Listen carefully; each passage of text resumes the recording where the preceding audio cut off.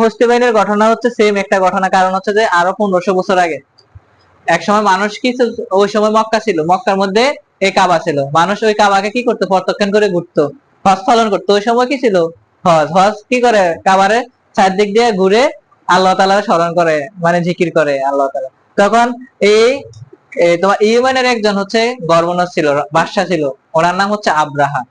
তো আব্রাহার একদিন দেখলো যে এই মক্কা নগরের মধ্যে কাবা শরীফে কতক্ষণ করে হাজার হাজার মানুষ কি করতেছে, হজ পালন করতেছে। তখন উনি একদিন চিন্তা করলো, এই কাবার থেকে আমি একটা সুন্দর গির্জা তৈরি করবো, যেখানে মানুষ কাবার মতন কি করতে পারবো, হজ করতে পারবো।